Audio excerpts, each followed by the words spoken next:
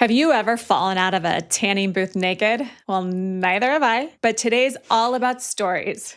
We're talking to Julie Lancaster, CEO of Lancaster Leadership and author of Beyond Words, How Our Stories and Strategies Inspire Action. Julie's calling 2026 the year of leadership storytelling. The leaders who win won't be the ones who prompt AI the best. They'll be the ones who can influence, connect, and motivate through authentic lived experience. We're diving into why storytelling matters more than ever, how to trigger real motivation in your team. We break down elements of a story and what you need to make them memorable, and how Robert De Niro and Anne Hathaway could teach you a life lesson. So welcome to Not All Business, a podcast by two former CEOs who went from competitors to friends. I'm Blakely Graham, and my co-host is Heather Cooper, and we're joined by our producer, Clay Cornell.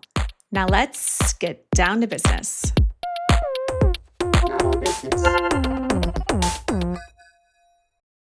Heather, have you been... Could we do that again, Heather? 3, 2, 1. And we're live. That was good. Silence. We're so good. Have you been following all of our comments lately? Yes. It's so great. It's like so all great. of a sudden the listeners have like unleashed and we're getting like the best comments.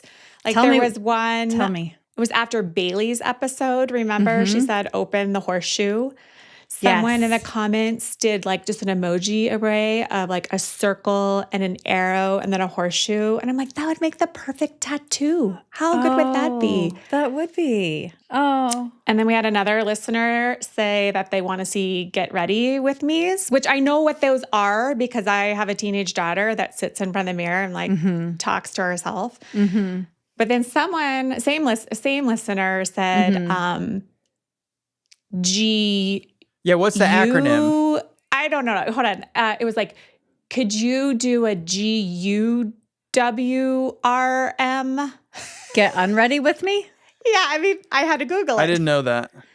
But like, what does that mean? Do they want to see me like take off my makeup? Oh, do you do that? Is it- I don't do it.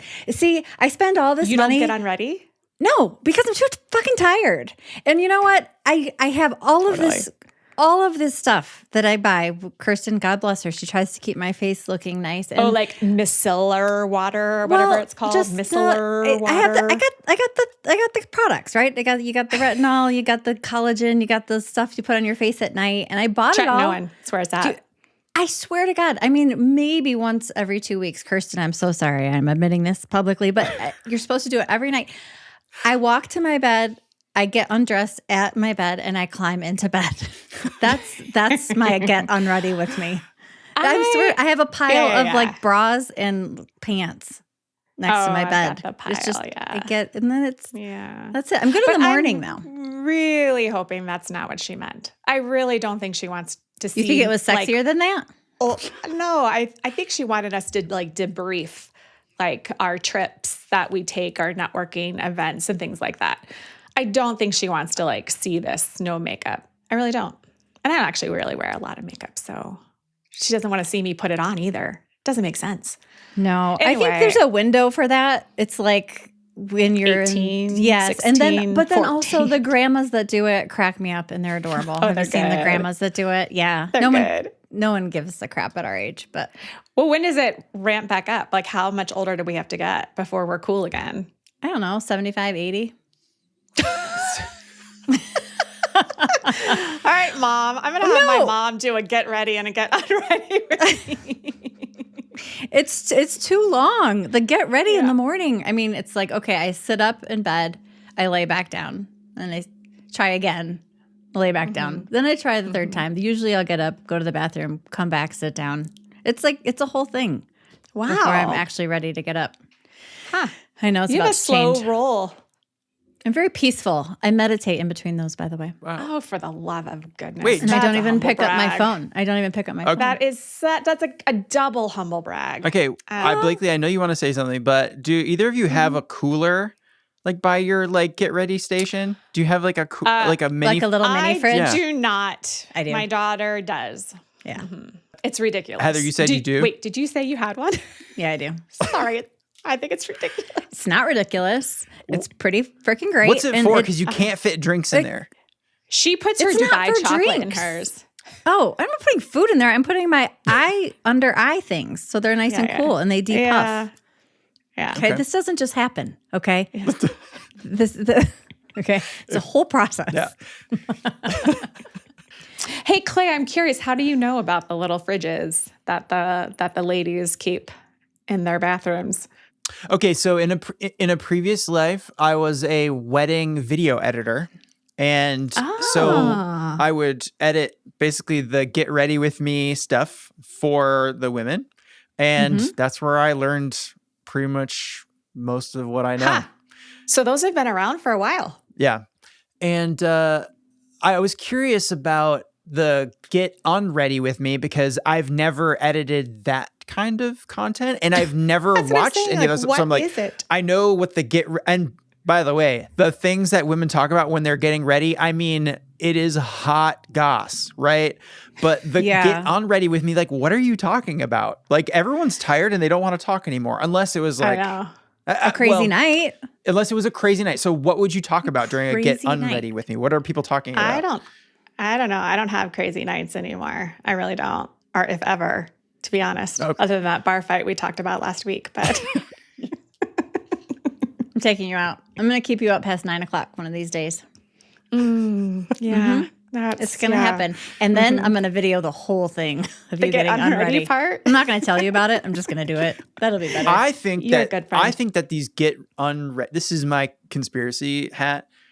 I think that these get unready with me videos are a total like corporate created thing to sell more products to women. And pajamas and products. And it turns into a competition. And little night masks and those like glowing fucking plastic things that people put on their face. I don't know about those, but I believe you. I mean, it sounds the right. red light. Yeah. You're talking about the red light. Right. They look super scary. Thank you. I tried one of those once and they too say much you work. can like read while you have them on, but it's like blaring red light. And I'm like, oh, so I bought those goggles used to wear in the sun tanning booths that we don't do anymore. We don't do those, kids. I miss the tanning booth though. I do too. I don't so miss the warm smell in though. there. The smell was rancid. gross, but it was so bad. warm. Sometimes I would go just to be in there just to be warm. It was, Detroit is so cold. Yeah. Just go warm up for 15 minutes with some cocoa butter. Okay, wait. Okay, real quick. I've never smelled this smell. Tell me. A burning skin? Yeah, what does it actually smell like? It's burning flesh. It's burning flesh, but It's burning they had flesh. this brown tropical oil you would put on first. Yeah. It was called And so an it was, accelerator. Yes, and you would put that on and the smell, and then you'd have to like wipe down, disinfect the bed. It was Do you so remember disgusting. that? And So then they'd be disgusting. like, okay, it's $5 extra for the accelerator. And they were Yes. just, oh my God, the money they were making because it would be a little plastic cup and that was like squeezed into it. And then they were selling those for $5 I if bought you my wanted own. to I had accelerate my it. own brown Well, bottle. not all of us had your kind of money. Okay. Some of us. Okay, bullshit. It's cheaper if you buy it in bulk, Heather. Do you want to hear the most embarrassing story for someone else? We were in the waiting room of the tanning. This is in college when everyone was tanning, okay? It was before we knew it was bad for you. We all Okay, were, wait, first of all, is this East Lansing? This is Michigan State University. Oh yeah, here we go. Yep. And my friend and I were too poor to have our own tanning package. Shout out to you, Leslie. And so we wore the same winter coat and it was the tanning coat. And so we had both blonde hair and we had a red jacket. And so we would go in every other day because we bought the all you can tan package, but then we would just wear the tanning coat and they wouldn't know. That's like having a fake ID in college. It was awesome. Whoa. Anyway, so I was standing there in my tanning coat and this poor girl was in one of those stand-up ones because there's the beds that you can lay down and then there's the stand-ups and they have like the handles. So scary. And she was totally naked, as you do because you don't want to have the tan lines, whatever. She passed out. She passed out in the tanning booth and then fell out of the tanning booth and out into the waiting room because it was the first one. So she busted through both doors because she didn't lock the first door. And she's laying naked. It totally passed out on there. Yeah. Oh my God. Is she tanning. okay? I mean, I don't know. We were all laughing so hard. The workers came in and handled it. And then we're like looking away. I think I grabbed like a towel and kind of threw it over her top Were you side. at like a tanning booth salon? Because back Yeah, in my it's called college, B-Tan. ours were like in the back of a clothing shop. It's like they couldn't quite afford to have a whole salon, so they just had a bed in the back room. So sketch. This sounds.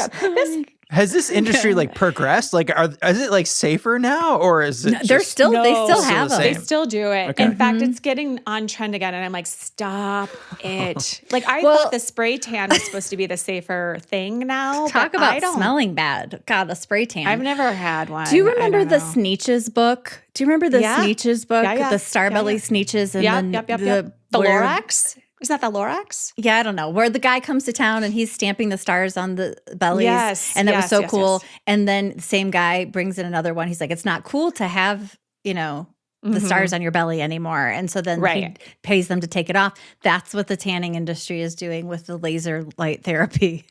Because they're like, here, come get tan. And then now it's not cool to be tan. So now here, come use this and try to get the spots off your faces.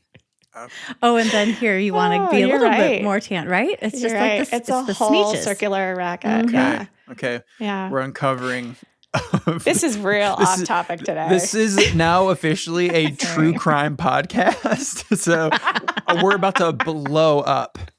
I have thought about that before. What do you mean? Honest to God, you say true crime. Could you kill someone via tanning bed? Could you? I've thought that when I've been laying in it. Like, what if someone broke in here, locked me in, and kept it on? Totally. How long would it take me to die? Like, I don't know. You would heat up. You'd boil from the inside. Right? And Like the get crispy radiation? on the outside. Oh, gosh. Death by Now tanning this is getting bed. gross. It's getting gross. Okay, I have real news. All Real right, news. what is it? Did you follow Jason Lemkin, or do you follow Of course. Jason Lemkin? Okay, Yeah, yeah. Saster. Everyone follows Saster, right? Everyone follows Jason Lemkin. His post Clay. I know you don't follow Jason Lemkin. He was. What did he founded EchoSign, I think, that got bought by Adobe. Mm-hmm. And so successful founder, and then he became like this voice of SaaS, essentially. Mm-hmm. And there's this annual conference, SaaSter, and he's kind of like the grandfather of it, although I think he's younger than me. Anyway, he just really throws provocative posts out all the time. And sometimes they grate on me, and sometimes I agree with them. And there was one that just popped up today, and I purposely printed it out knowing who we have on today. Mm-hmm. And I'm only going to read the first sentence and I'll summarize it. So, watching 3 founder CEOs at 200 million plus ARR quit their startups the past 2 weeks or so. And then he goes on to say how he kind of gets why they quit. And then he goes on to say, but quitting because it got harder in the age of AI, no respect, none at all. Mm-hmm. I take issue with that because think about our companies, Heather. Project management apps, they are still out there. They're still going strong. They're still growing. And yet, would I have started that company today? Would you have started that company today? I would have started it with a lot less people and a lot less money. I would have had, you could still, you're just so able to pivot so quickly now. So I think it's a different model. I mean, I think there's always still going to be a need for people who aren't going to go out and build their own solution. I mean, yes, you can vibe code and yes, you can get there, but you still have to know enough about what you don't know to actually make it work for you. And at that point, it's like diminishing returns. Maybe it's just easier to use QuickBooks than go build my own. Yeah, you're right. But you would go in eyes wide open, I guess. And my struggle with this post is 200 million ARR. First of all, let's just say a founder is still running a company with 200 million ARR. Crazy. That's unheard of. That's unbelievable. Crazy. I don't even believe it. What does ARR Is he saying they mean? bootstrapped? No, I had Clay's question. ARR is annual recurring revenue. So how much subscription dollars you're getting. Were they bootstrapped? So he mentions something about it being bootstrapped. He says, stay bootstrapped, do whatever you want. But then he also says, you took on a lot of capital. So I'm a little confused by that, but he writes growth way down, no M&A options. It's supposed to get easier at that stage, but now it's harder than ever. New AI competitors everywhere, no access to capital, loss of market share. But there's a loss of a lot of stuff. Like, you know, when you had your competitors, like I could watch Cloud Coach, you know, and you could watch TaskRay, and we kind of knew. Oh, I know it. We would like know what each other's moves would be, and it was slower, right? And capital was like free and cheap back then, practically. And so I struggle with this. Like, we're not saying, hey, it was really hard, first of all, for that founder to get to 200 million. Founder burnout's real. And all of a sudden, like literally overnight, bam, an AI bomb goes off and we're like not expected to want to quit. Like, and they have no respect. Like, that bummed me out. Like, I get it. Like, you don't want to leave your company, but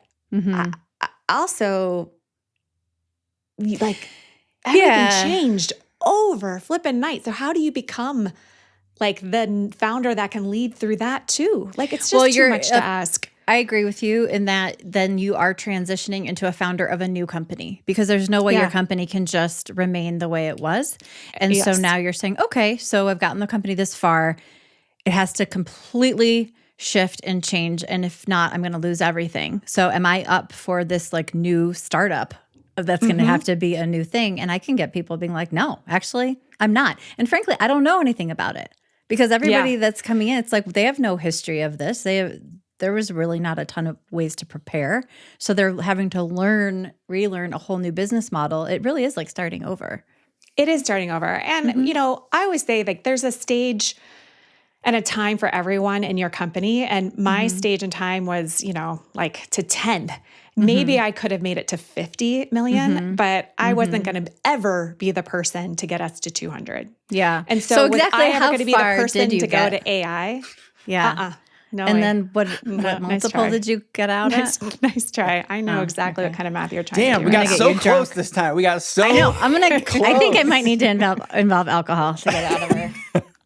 I'll work on it. I think it's a get unready with me type. It's a get unready with me so bleakly. Yeah. Hey, can you pass me that blanket? Hey, what was it again? What was that? Just kidding. Okay. All I'm saying to like come full circle is if I wasn't the founder to get us to 200 million, I probably also wasn't the founder to get us through AI, right? Like I was already and I think there's a lot of founders in that. And I just don't think we need to shame anyone who isn't going to be the one to reinvent their company through AI or reinvent themselves. But maybe it is possible. And that is why I think we should pause and bring on our guest, Julie, because I know she has a great point of view of leadership and leading through the age of AI. And I'm curious about it because it looks pretty damn tough, if you ask me. So anyway, let's bring Julie on. Let's bring her on. Hi, Julie. Everyone is looking for an advantage in their marketing that they can digest in a clear, fun format. Well, there's one podcast I want to tell you about that's changing the game. It's called Your Audience is Waiting, and it's for business leaders who are done with surface-level marketing advice. Hosted by visibility and content strategist Alicia Everett, this isn't a show about posting more content. It's about aligning your visibility strategy with actual business goals and revenue. Alicia helps CEOs, founders, and ready-to-scale business owners build strategic visibility ecosystems that position you as the authority in your space and convert attention into customers. Real frameworks, real ROI. Clay, that's return on investment.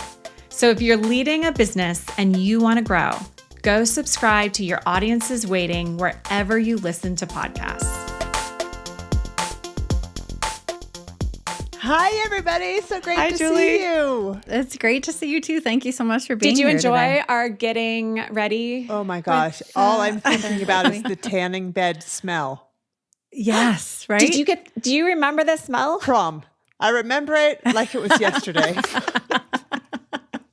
And you had to figure out when you were going to go tanning so that you could like let that smell wear off, shower, put other lotion on, and cover it up. It's real, real big.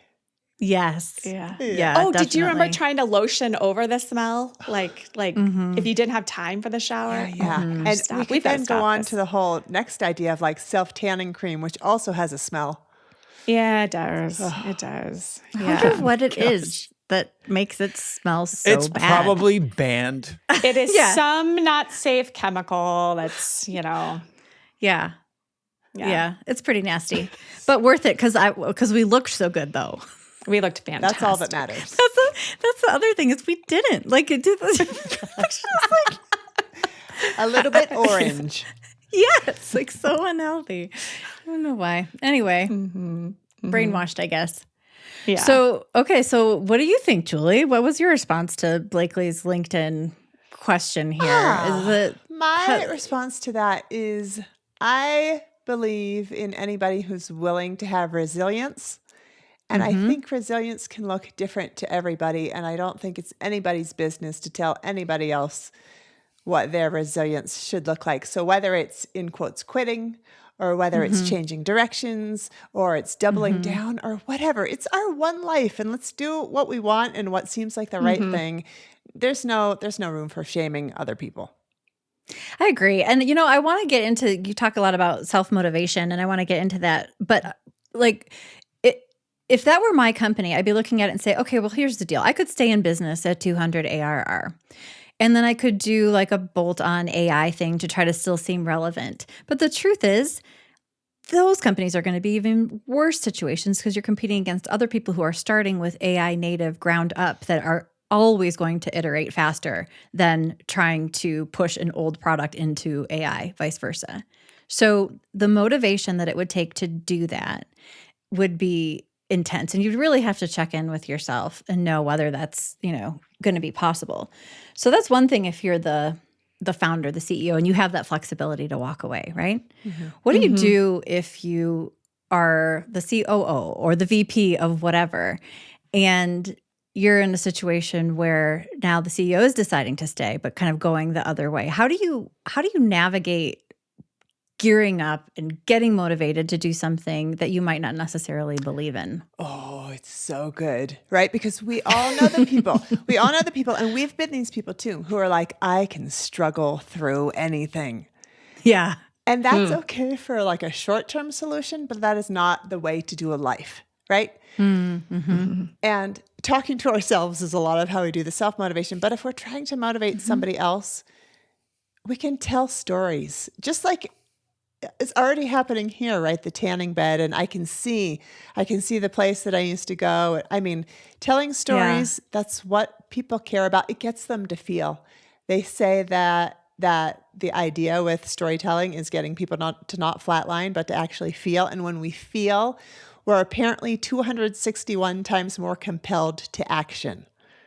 Really? So, okay. What? So being a good storyteller isn't good just for like around the dinner table, but you're saying in the boardroom that being a powerful storyteller can actually elicit action? Exactly. Now, here's the thing, though. There's a lot of terrible ways to tell stories. And I grew up thinking I hated stories, honestly. Really? So you grew up under Why? two bad storytellers, sounds like. Is that like long-winded, drawn on? Exactly. You must know. Yeah. You must know the people I know. No, just kidding. I think she does actually. The long-winded hostage taking. Like when I was young, I was polite, I was nice, I would smile and nod. And Sweet inside, I'd be thinking, where is the nearest fork for me to like gouge out my eye? But They're like, oh, she was really enjoying this. exactly. And I thought, what can I do? I need to feign my own death. And because there are Are these your parents you're talking about at the Well, dinner don't make her table? out them on the the first show, answer is no, and Blakely. the second answer is I will never divulge who I'm talking about. No need to throw anyone under the bus. However, there might be some Grandpa. relation. There might be some. Sorry, Grandpa. They know who they are. Probably not. Okay, so And now I recognize in all the training that I do, or when I'm working with folks who could use a little dose of motivation, when I can do two different kinds of stories. One, it's the stories that humanize the challenge, where I'm like, here's how I sucked too. Or here's how it was really hard for me too. Like if someone was not knowing how to prioritize, like if I was having a corrective conversation with them about like they needed to prioritize things better, which seems to be a common conversation at work, I might whip out the story of when I was getting to give the motivational speech, the motivational talk at a graduation. And there's all the graduates and they've walked in and they're sitting down and I've worked really hard on my speech and I'm going to like change their lives. And I've got the twinkle in my eye and there's 1,000 people in front of me. And I start, I grip the mic just like this and I look just like this and I start talking. 10 seconds in, one of my colleagues on the stage behind me, I was the Dean of Education at the time, and I think she was the Executive Director. She said, "Psst." And we all know like what psst means. And I was like, I am kind of busy here. But I slowly looked around like to look at her. And she did this motion. And it was like taking her hand from like eye level down to her shoulders. And I thought, I have no idea what that body language is. What are you doing? So I turned back around, tried to get back in my groove, started talking again. 10 seconds later, she was like, Julie, psst. And I was like, this is ridiculous. And then she said, she actually used words and she said, you may all be seated.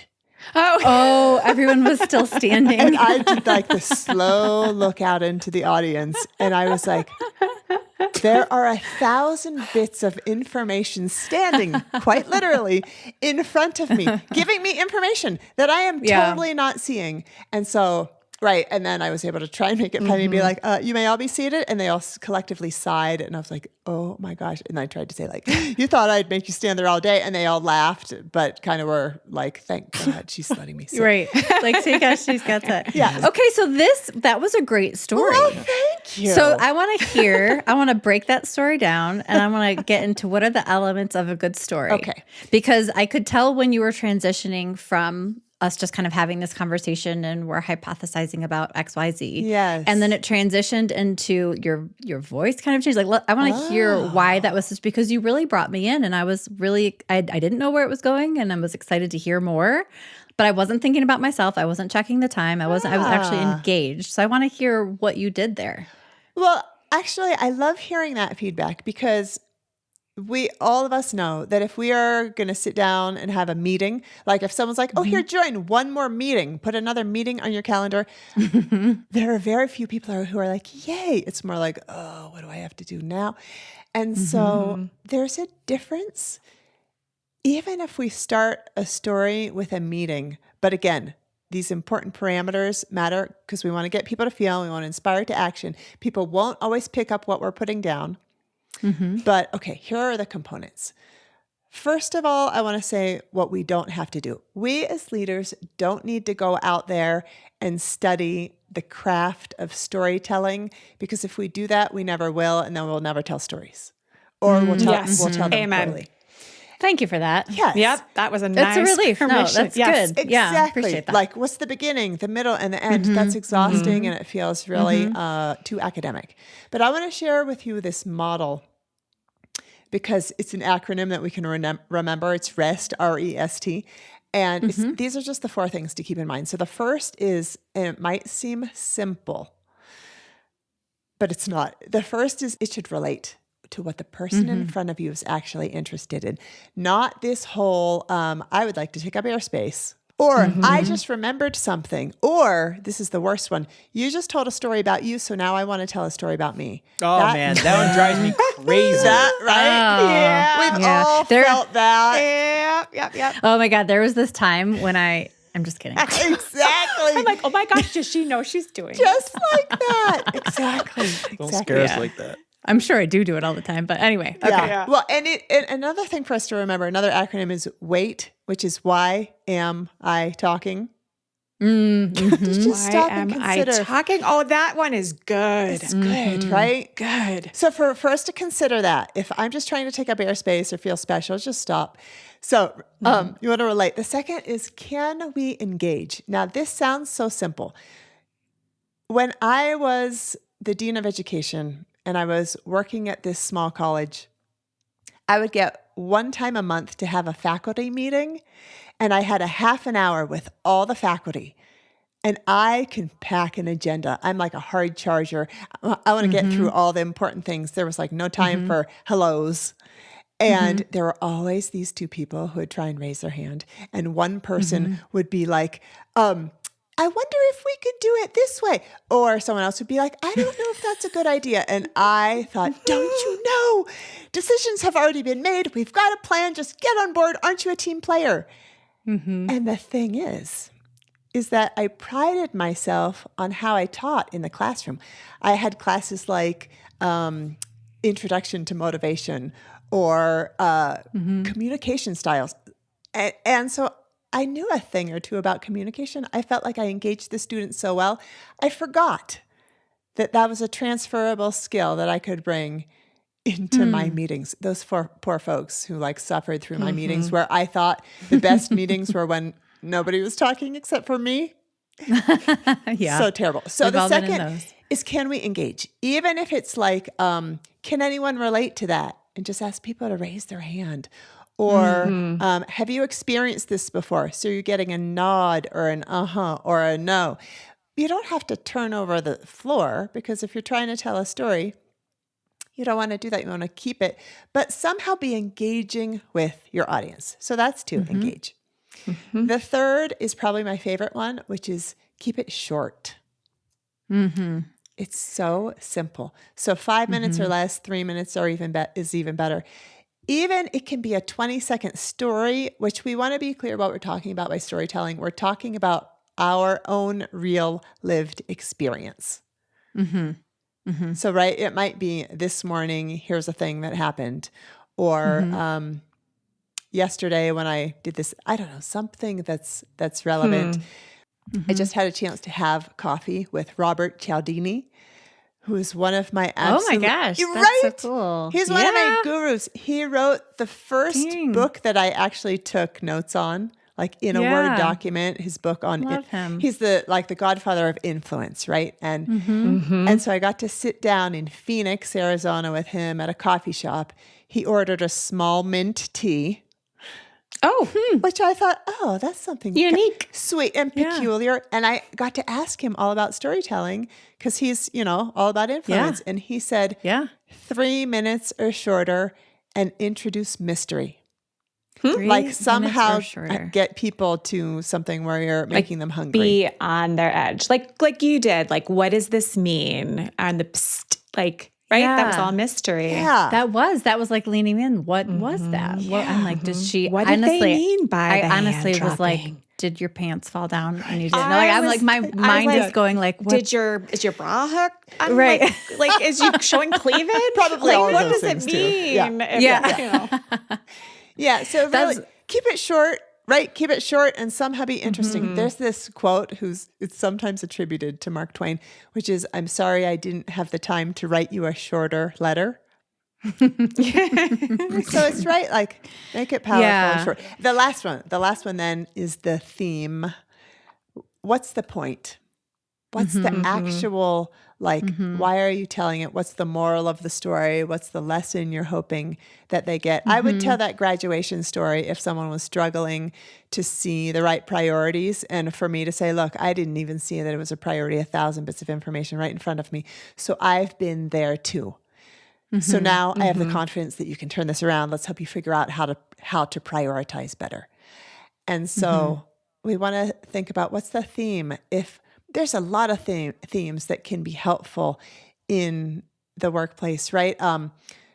Resilience, right? Like we were starting to talk about. Here's a time that I struggled to bounce back or bounce forward, and then I was able to. It could be about self-confidence. It could be about when we have change in front of us, and change looks hard or it looks unknown in front of us, but we've been here before. And we can do this. And so it could be a story about any of that. The point when you bring it home, if you have already told them through a story and you kind of brought them along that, they're going to remember that forever. Yes. Versus just one conversation where you drop it in. And it makes sense, and that's a good point. Are they going to remember it? They're going to remember the story, that visual of all of those people standing there. I have one more quick question. Of course. Question on the short piece of it, because I struggle with that painfully. what Very are long-winded. the details? I am, but it's because I'm so excited. I'm Or just I want you to joking. know everything that's in my head and I want to get it out, right? And Yes, so yes. I struggle with which details to include Yes. and which ones to leave out because that detail's Yes. running through my head and I'm like, is this relevant? Is it not? Like the tanning coat. Well, so I told the story of the tanning bed. My story was about how this chick fell out in the waiting room. The tanning coat had nothing to do with that story. It just but popped it was in the my best part of head. this story, in my opinion. The tanning coat. Okay.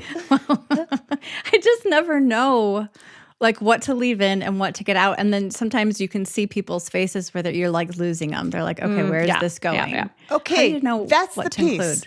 That's the most important piece because, quite frankly, if you haven't told this story before, it's a shitty first draft, right? You're like Thanks. testing it. It was. And we Yeah. all No. well, no, yours was not. No, it was. It's fine.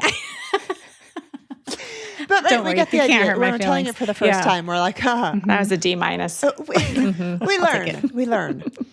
And Yeah. so it's practice. Once you've told it the first time, next time you're going to be like, I know what to put in and what to take out.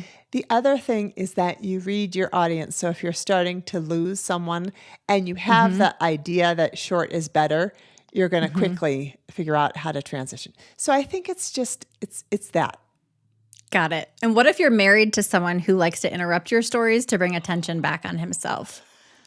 Are you talking about Scott? Hypothetically. Hypothetically. No. Some abstract. Scott's great. I'm talking about Nick. Oh, I know. He calls it color commentary. I'm like, keep it to yourself. I'll color my own commentary. That's interesting. Well, I think that starts getting into communication styles because there's this concept of dynamic conversation. Have you heard this?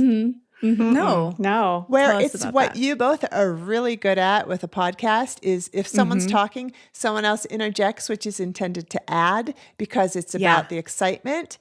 Yeah. But some folks, more of either Don't worry, how we they won't were use his raised name. or introvert, extrovert, Right. it's like I'm supposed to talk and then it's your turn. And when you're done, then it's Yeah. my turn. So Right. it could be a little bit of that. Okay. All right. Good. We're going to work on it. That's your homework. Okay. Marriage counseling. Earlier, you gave us permission to not go out and like read the book on storytelling, right? We just need to know REST, R-E-S-T. Yep.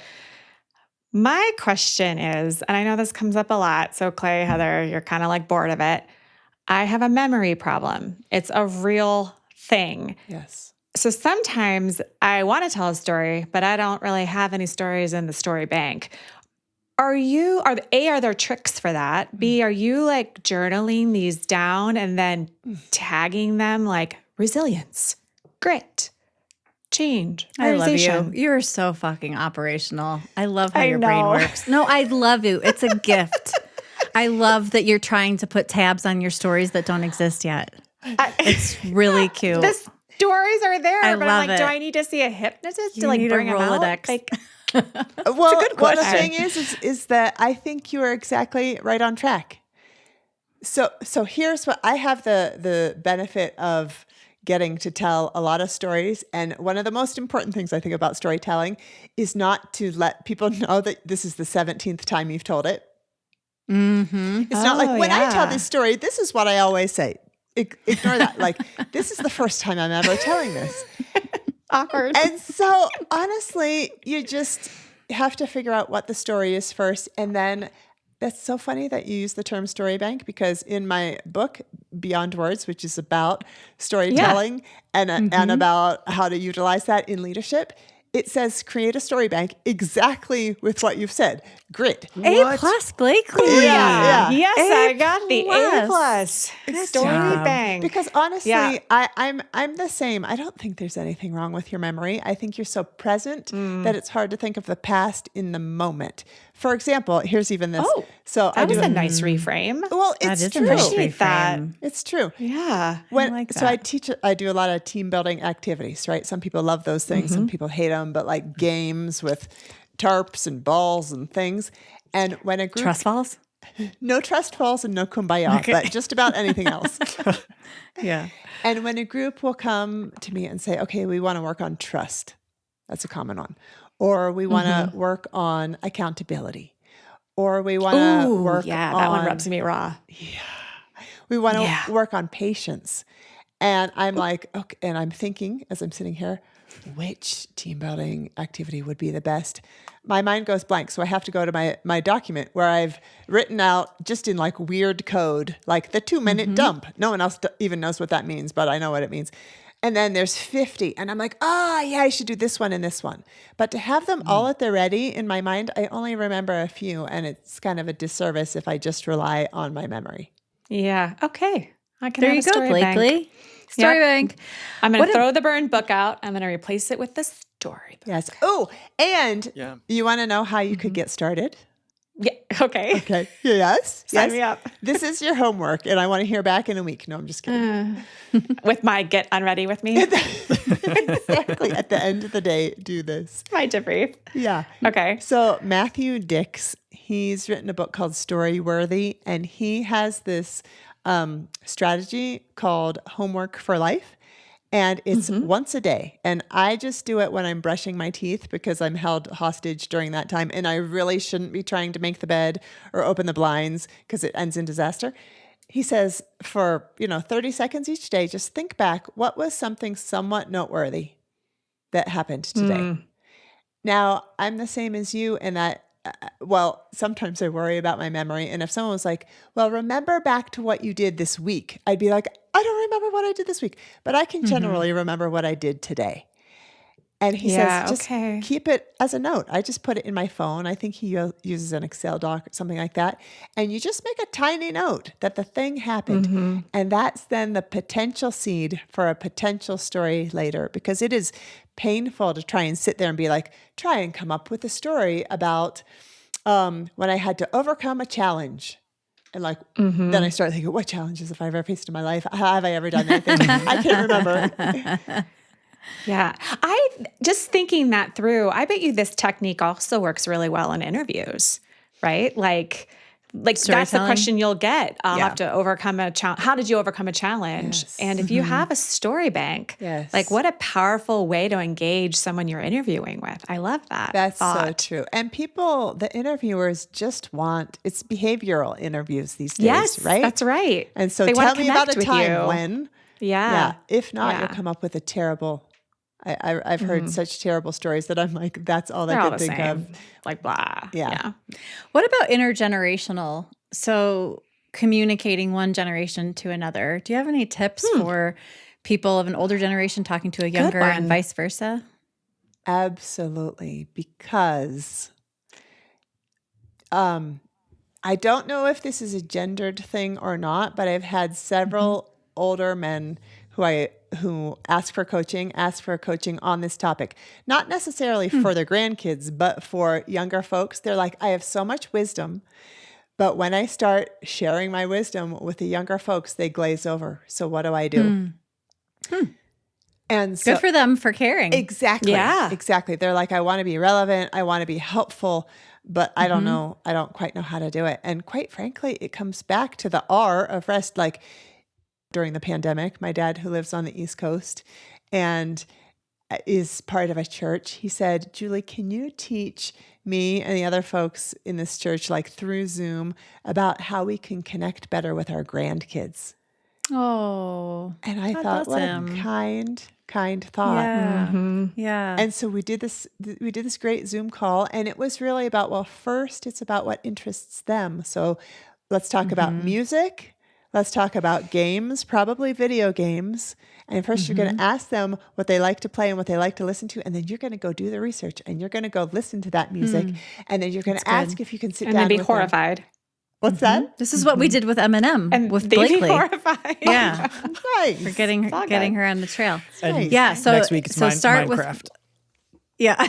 We're all gonna play. So did they do it? Did it work? I guess I didn't get the whole afterwards finding out, but I got to watch my dad with at the time my kids were 12 and 16. I watched him try, and I thought it was the sweetest thing I've ever seen. Yeah. That is sweet. Yeah. Yeah. Clay, this reminds me of when your dad, when you had Emrys, and Emrys was, I don't know, 3, 4-ish, and he went out and bought a scooter. Do you remember that? And he Oh, went, yeah. So he could learn to scoot? yes. Yeah. And he went and he That's would go awesome. and he rode the scooter in the bike park and stuff. And he just wanted something to be relatable with his grandson. Oh, that's so sweet. He bought a sick scooter. Like, this thing is amazing. It's really cool. And we did. We went to the skate park and we skated around and we learned to wear our helmets together, and it was awesome.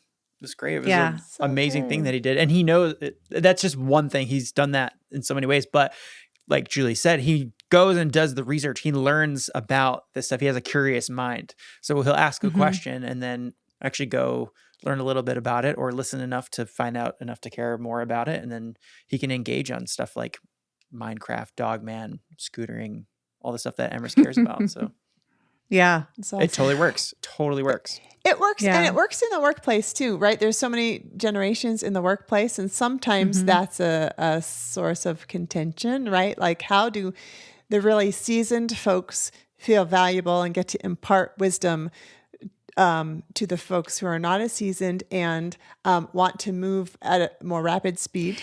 Yeah. And I think like with YC, what is that? Y Combinator? What's Y Combinator. Y Combinator. Anyway, they'll be investing in these 20, 22, 23-year-olds, and they'll throw them, $5 million to, launch this business idea. And so these guys get so cocky, so many of them. Like, you'll see them presenting. Last year we saw them present at HumanX, and they're on stage and they're just feeling so proud. And they're brilliant minds, don't get me wrong. They really are. But they're lacking what I've talked to when you talk to these folks, these other VCs and PE firms. One thing they don't love about the YC is that they've never built a business. They don't understand the grind of it and everything. They just take so much for granted.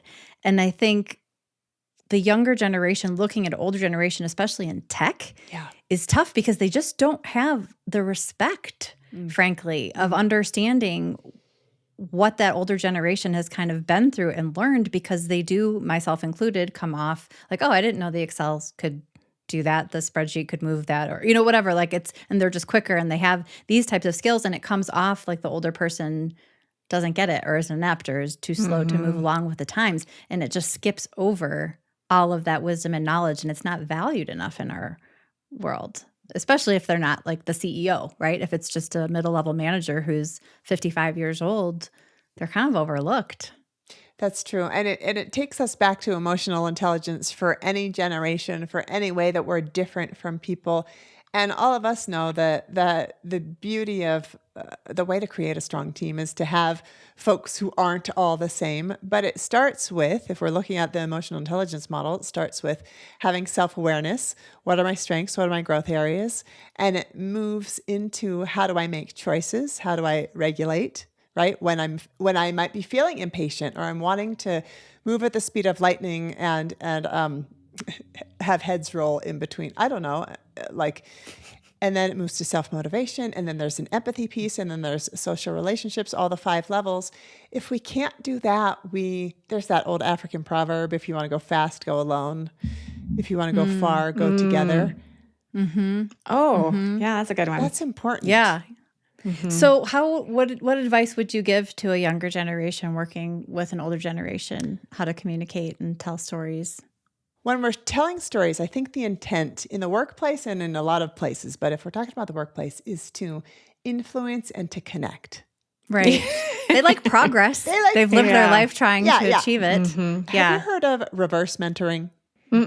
So I think this concept can be really helpful when there's generations who were in the classrooms of the industry at really different times. So reverse mentor. Well, first, this is my favorite. One of my favorite quotes. They say, if you are over 40, you should have a mentor who's 25 years old or younger. That's nice. Yeah, I have 2 of those, Kate and Jake, my children. But, yeah. Oh, right. This reminds me of that movie, The Intern. I love that movie with Robert De Niro and Anne Hathaway. Perfect. Exactly. Love it. Yeah. Right. And so that's what reverse mentorship is. But if we call this reverse plus mentorship, it's a really great tool that that leaders in organizations can have, whereas there's someone who's really seasoned and there's someone who's less seasoned, but the person who's more seasoned, there's a two-way exchange. So the seasoned leader can share, here's our decision logic, here's our customer history, here are the landmines we've already stepped on. And a younger person can do, here's how we might use AI. Here's how we increase efficiency. Here's how we cut out traditional ways that are no longer helpful. And so there's a mutual respect. What do you think about that? I love that.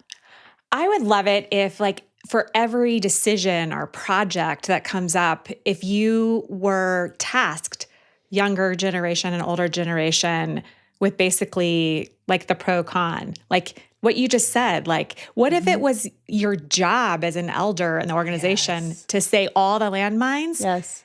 And then come around and be like, and this is how I would do it, right? And just like let them think on both sides of their brain and then have the young do the same because you know what thing. happens. You know what happens if you don't do this. If you make an older person in an organization feel irrelevant, feel like they don't understand or their doesn't count anymore, they know damn well you're heading down the path. Yes, they do. They know, and they're like, okay, really? Okay, you know? Yeah. Okay. Yeah, you should try that. Oh, never thought of that.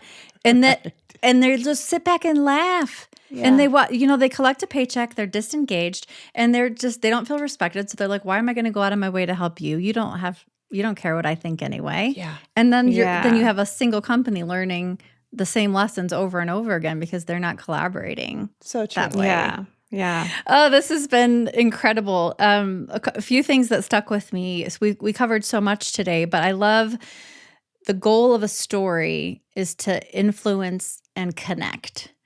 And that human necessity that we have to rely on right now across generations, across borders, as one human to another to influence and connect is more important than ever. I love the idea of doing that through story. And it's interesting and it's memorable, and there's probably going to be a laugh or there's going to be a moment of reflection in a story. So I think humans might have a chance here, is what I'm saying. In that's the what end, I'm hearing. I think we might beat the bots if we can learn how to talk to each other through story and relate to each other, engage. Keep it short, Heather. Keep it short, and have a theme to tie it all in together. It's going to spread, and we were seeing that all over. So thank you so much. I really appreciate it.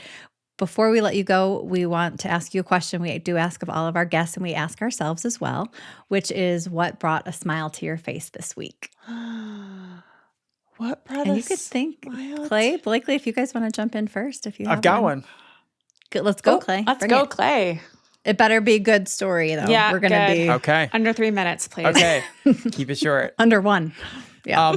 This past weekend, I had a little birthday party, and people were kind of filing in, and we ended up in this little vault in the back of this old building, and it's kind of this like heavy door that like don't shut it, you might get locked in, but it was kind of like a cozy little atmosphere. And my sister Chelsea came, and we were talking, and her and her husband shared that Chelsea is expecting her second. Again? Yeah. So I have a new family member coming later this year. I'm very excited. Oh my gosh. Killer. Yeah. Are you allowed to say that? I texted her like about 30 minutes that ago public? and asked if it was okay. Okay. Yay. You made my smile of the week. Yep. Oh, because Jesse does craft cocktails. He's very good at it. And so I know Chelsea enjoys one. So did you notice because she wasn't having a cocktail? Okay. It was so sneaky because so we're locked in the back, not in the vault, actually locked, but we're basically really far back. She goes to the bar, and before she comes in, it's because we didn't see her come in, and she ordered something. So she had a drink with her when she came into the back, but it was Smart girl. it was a non-alcoholic drink. So she Well, had now something. I have tears so, in my eyes. Oh, yay. Congratulations, Thanks. Yeah. friend. So it was a nice little birthday treat. It was That's great. nice. Quick question. Did you get any subscribers? Remember you were Yes, you gonna had a quota. You were gonna get 10? subscribers at the party and take a video Remember? of that happening. remember. Didn't happen. Okay. Well, good to see your Yeah. priorities are Fired. I don't straight. remember any We had a conversation All right. about that? For That's Clay. crazy. All right. Is this project worth doing? What are the questions again? I How much time is this going to take? Yeah, I think I remember another one, which is, why am I talking? That was another really good one. All right, Blakely, you got one? I can't remember. Did I tell you guys the story about the van that we're getting? Is it name in of the story bank? Check your story bank real quick.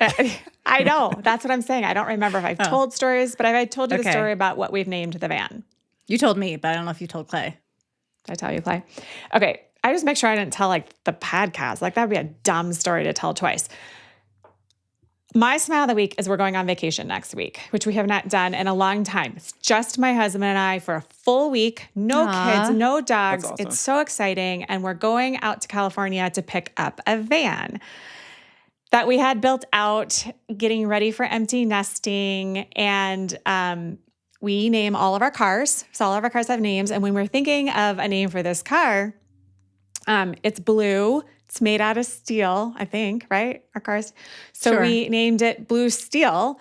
And you think that would have been because Heather got it, because it's a Blue Steel van.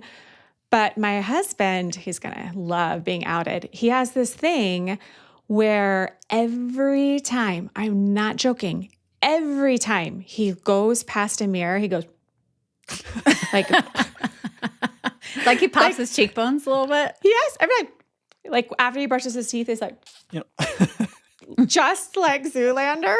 Is it right? It was Yeah, Zoolander. Zoolander, yeah. Blue Steel. Yeah.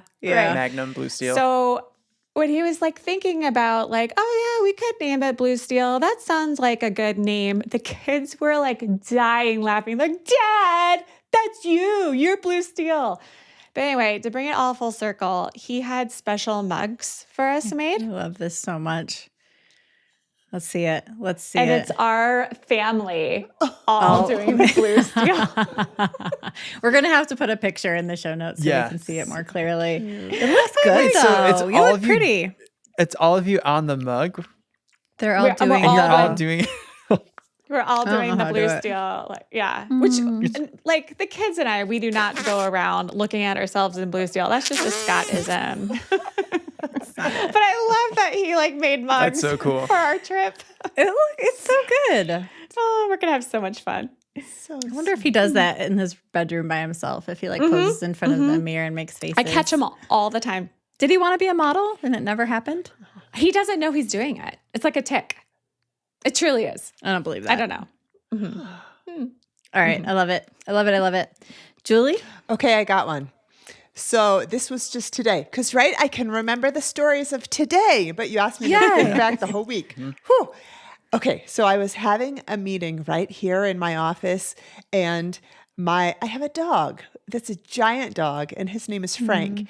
And this morning, I was like, oh, let me just let Frank be in here in the office with me as I'm doing some back office stuff. Like, Frank needs some love. I should be a little less rigid and whatever. So then I was just about to have a meeting with the superintendent of schools. So a Zoom meeting where I'm trying to do the like, okay, got to be professional, got to be ready, got to be like relational, but also like seem like I know my stuff. And I close my door real quick just to make sure we're all ready. And we start talking, and I can see right here behind my chair a tail.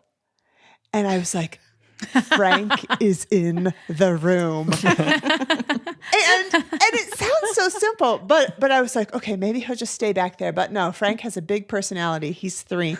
And he then all of a sudden got excited about something, came up and brought his giant head up here beside me. And I thought I could either come totally clean and be like, I didn't know my dog was in here. And then I kind of sound like an idiot. Or I could be like, I'm just testing out. This is what I said. I'm just testing out having the dog in here today to like see if he can hang. And so I like lied in the moment about something that didn't even matter, but that's where I went to. And so it was fun. It's okay. I'm just testing it. Just testing it. That's fantastic. That's good though. Okay, that relates to episode we did. Do you call out an embarrassing moment or not? And so you did. Oh, yeah. that's right. That's right. I love it. Good one. Okay, so mine was finally went to Casa Bonita for Nick's birthday. For Nick's birthday. Yes, and we had a great time. And what? Is it the stalagmites? Are you going to talk Yeah, about the stalagmites? No, I already took that picture. This isn't actually, this is a nicer one. Oh, okay. And so we Okay. took the kids. The first time we went, it was an adult trip to Costa Bonita to check it out. Okay, that's when we did the stalagmites. The mighty ones are from the ground. Yeah. We did the little museum on the way out, and they have this little guy, this little horse rider thing.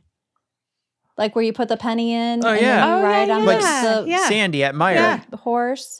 Mm-hmm. Yes, like Sandy at Meyer. Yes, Clay. So, guys, I touched this thing and I was 3 years old again. I mean, it brought me back. Like, I remember trying to hang out. I had a little dress because we only went, like, it was a big deal to go. Like, once a year, you got all dressed up. And on my little hands, like, trying to hold on to the slick white mane, like the plastic mane, and getting a little scared, but also having so much fun. And I just got transported back to that moment. So That's so cool. shout out to the South Park dudes for keeping it nostalgic, like keeping that thing. It doesn't work anymore, but they have it there because people like me are going to go there and have that moment. It was really special. So That is awesome. Very cool. Yeah. Shout out to those guys for sure. good time. I had 3 sopapillas, just getting ready for the pip for the pup. That's good. All right. All right. Well, thank you so much, Julie. Oh, Wait. yes. Yes. Clay always asks one final question. Oh, what is One it? final question for you, Julie, is where can people stay in contact with you? Yes. Where can people connect with you, see what you're doing, get involved? I would love for people to stay connected. So we've got a website, which is lancasterleadership.com, but there's no D, Lancaster, leadership.com. And that's where people can find out about doing leadership academies, doing group coaching for their leadership teams, one-on-one coaching, retreats, strategic planning. We've got a lot of exciting things happening. Just supporting people in living their most intentional and best lives where they have both productivity and joy. Great. Love it. Thank And you. the name of your book is? Beyond Words, and it's right back here, which is How Our Stories and Strategies Inspire Leadership Action. Love it. Awesome. Thank you so much for being here, Julie. Thank you. Thank you, This was Julie. a It's been delight. fun. Yay. All right. Till next time. See you next time.